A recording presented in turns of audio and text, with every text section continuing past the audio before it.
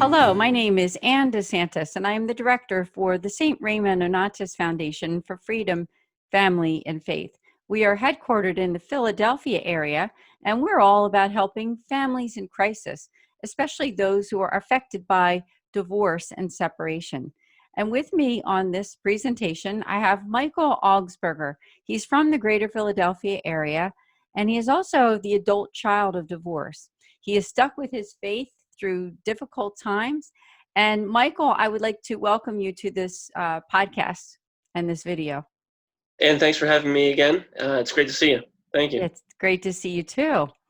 So I wondered if you could start us out by just sharing your own faith journey, because even though you've gone through some challenging times in your life, the fact that you are, an adult child of divorce, but you've still stuck with your faith. Sure. My family, my mother and father split when I was young. I was about 3 years old, and it was finalized a little bit after that. They were married young. While my father was still in college, my mom was still college age, and I was with them, through a lot of the college years, and I really get my faith from my mother. My dad grew up Catholic.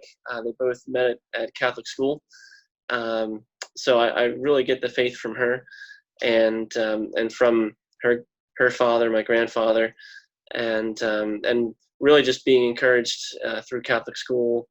And it's really, it's given me certainly, a good reason to put my head down and work hard, and to make sure that I'm close with all of my family, or as close as I can be now.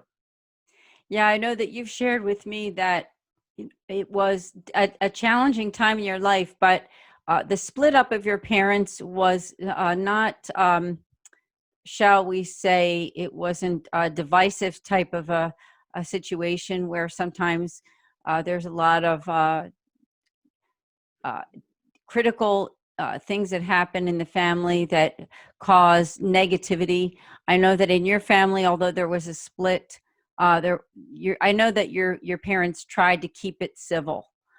Mm-hmm. And I know that you expressed that to me, and I'm sure that was sort of a help to you, that it was not this completely negative breakup that really just shattered your entire life, although I'm sure that it had its challenges. So can you share with us, what was it about during your teen years that brought you closer to your faith? Because I know that, being the adult child of divorce, sometimes when you hit during those adolescent years, that sometimes you can stray away. I was lucky that my parents, like you said, it wasn't the most, there wasn't an incredible amount of strife. There was arguing, of course. I mean, that's to go with any sort of breakup. Really what I had missed was just being, I looked up to my father a lot, and he was the one that was away from me. And, regardless of whose fault it is, there's always blame to go around both sides. I think, I spent the majority of my time with my mother here in the States, and my father went over to Germany and to Europe to work. And there were times when he came back to New York. So when I was a teen, when I was in high school, my father was up in New York, and I got to see him a lot more. There were times also when he was in the Philadelphia area too, which is where we're all from. So yeah, in high school, I was lucky enough to go to a Catholic high school. It was all boys, so focus was always there on schoolwork and sports. I always had a sort of athlete's mentality, even though now I'm not as much of an athlete, but I still try to play as much as I can. Back then, I was very focused on that, and I was very active in the church and the community there. So I would play piano at mass. Not only was that really the only way that I could meet ladies, but I also, I really enjoyed playing piano, which again, I learned from my stepdad, which I would never have that talent if it weren't for his guidance and his teaching me. So, there's always things that you can hold on to, good things that happen. And as long as you're grateful for them, it doesn't necessarily mean that um, that you don't miss what happened in the beginning. You don't miss your father or anything like that. It's really just a matter of this is the situation, and as long as you react to it well, then you can enjoy all the different benefits that you have from that. So, I mean, it's really, to me, it was about my mentality, um, and and honestly, the fact that, like you said, it wasn't the most acrimonious break. They weren't poisoning me into thinking one thing about each other, and I really understand that's I'm the beneficiary of that.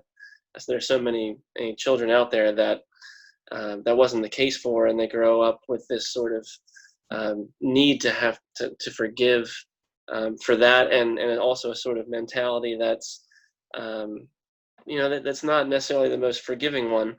Um, and I can't really chalk that up to to my own virtue or anything. It's just that I was lucky, and I think that's just my natural inclination is to want to get along with people. Um, so I want to take all the good things that I can and put them together. If you ask about when I was a teen again, it was being active in church, being active in sports, and being led by my mother in that. Phil, my stepdad, is also very, very faithful. So he was a good leader for me in the house. And that's what really got to me there. And again, I was lucky enough to go to Catholic college. So, where a lot of kids, they might stray away. I could go to mass at any time in the morning, and basically any time from 8 to 10 o'clock at night in my slippers, walk down the dorm. So, um, when they make it convenient, it doesn't necessarily test you in the faith, but you're tested in other ways in college. Yeah, that was great. Thank you for sharing. And it's very encouraging, especially to those who are watching and listening. And maybe there is someone who's uh, thinking about this and saying, it is so difficult that their parents split up. And but listening to your story gives some encouragement that you've stuck with your faith. You've seen some positives that have come in your life, despite the fact that your parents divorced when you were a kid. But Mm. God continued to provide, and that's what the St. Raymond Onotis Foundation is all about, is that we are supporting those families that are in crisis, and especially those who are affected by divorce and separation. And there are certainly so many of them. And our message to them is that, we don't want you to leave the church because of something like that. I mean, yes, it's unfortunate that there are divorces and separations, and we always pray that, if marriages can work out, and we hope they do. But in the meantime, we're all children of God. And no matter what happens with our parents, the Lord wishes for us to stay close to Him and to His church. So it's such a blessing that, you have chosen that better part, that you do want to stay close to your faith. And I commend you greatly for that. I wondered if you could share with us also what you do for a living. I know you have a couple jobs, but one of them is being a Catholic film critic. So I would love for people to learn about that too. I work in finance, and I also write film reviews. So I've with a number of other writers throughout the country, and then a couple in Australia and Canada, we've come together to make the International Catholic Film Critics Association, which is really the first film critics circle that is geared toward Catholics, that has Catholic writers that make up the membership. And so they're not just writers that write for Catholic publications. They're found in mainstream media, as well as Catholic news service, and different agencies that are run by Catholic religious, as well as our Australian brethren who are down under, and writing for the Catholic, basically the archdiocese down there, or one of them. So what I've done is really just marshal all the forces. They're the ones who are writing the reviews along with myself, and it's just great to see the breadth of opinion across all the different Catholics, whether they're writing for the mainstream, and they tend to take a little bit more liberal view on things, or the very conservative ones who are looking at moral issues very seriously. And I like to say that I kind of fall somewhere in the middle on that. So I tend to to really look at films through the director's lens. I try to, at least, and I know a number of my colleagues do as well. And yeah, it's been a really good ride so far. I've met some great people. I've met you through it, so I've been very grateful to be able to connect with all those people.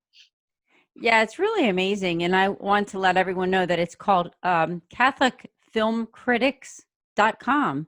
So you definitely want to check it out. I'm very blessed also to mention that you have invited me to be a film critic. So I'm looking forward to getting involved in that. As a little side note here, because, my primary job is the director for this foundation, which is St. Raymond Onotis Foundation, helping those families in crisis, but would be so pleased to help out with being a critic, because I write for 3 other Catholic publications. They're Catholic Mom, Catholic 365, and another one called Catholic Lane. So it will be a blessing for me to get involved in evaluating some of those films, whether they be Christian or Catholic films or just regular secular ones, to be able to see, where is God at work in some of this media, because God is with us all the time, and sometimes even in places that we wouldn't expect.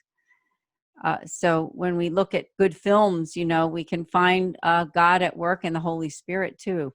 I think you agree with me. If the themes are there, then it can certainly be a Catholic message or a Christian message. Absolutely. There are different, look at the Lord of the Rings, and everyone knows that the Chronicles of Narnia is more of a secular film and book series, but it's also very thematic in terms of Christian themes. So you can find those things not anywhere, but in a lot of good places, and they don't necessarily have to be Catholic productions or Christian productions. And that's one of the things that we do well, is we delve into that on the website and in the critic circle. Yeah, you're doing a great job. And so I wondered if a couple things. One is if you had any words of advice to those who might be watching or listening on a podcast whose parents are divorced or getting divorced. Would you have any words of advice to them to stick with their faith, even if it's just a few words of advice? Sure. 2 things. We talked about it before, so it's fresh in mind that the Catholic Church is a human institution, and so it's not going to be perfect, right? And it asks a lot of us in marriage. Marriage is hard work, and we all know that the rates for Catholics are similar to the rates for the population at large for divorce. So it's not easy, no matter who you are. It's not easy if you're a Catholic too. So I think one of the biggest things to keep in mind is that really, it's always been easy for me. I've never blamed the church or blamed God or anything like that. I've been angry with God. I've been angry at why are certain forces working against me, but I've never had the issue of blaming the church, because I know that it's not going to be perfect, and I know that humans make up marriages, and they're not going to be perfect. It takes a lot of, they always say communication. I've never been married, so I don't know, but it's not as easy as they made it sound when I was a kid. I know just that from being in an office every day. And then the second thing would just be forgiveness, to focus on forgiveness, because there's so many fruits that come from it. I will be honest about how much I got to see my father over a period of time, in college and immediately afterward, because he was in Europe. And I missed his wedding, his second marriage to my stepmom Katya. I didn't get to meet my young brother Matthew over there for a long time, that they adopted. And why was that? It wasn't because I was upset with them or anything, that I didn't want to go see them. I really just, it was the Gulf that did it to us. It was the distance, and I kind of grew up in my mom's wing. We never flew anywhere. I was always afraid to fly. I'm still am, very scared to fly. And even Katya has asked me, just what happened? Why, it was a long time since we had seen each other, and And I had to tell her, I wasn't upset with you or anything like that. It was just, I was scared to get over and see you. And I've had to overcome that fear, and I've gone over to visit them a lot of times now, and I've kind of viewed that as a second home. And we're closer than ever. So it's I had to kind of look back on my life and say, why was I so stubborn about going over? Why didn't I take advantage of the opportunities that they gave me to visit them? Um, and honestly, I've forgiven myself for that. And I know that there's, like I said, there's two sides to every story, so I don't blame either of them for the marriage. Back when I was a kid, and I was shielded from a lot of the issues being so young. So in that sense, I was lucky as well, even though I didn't understand everything at the time.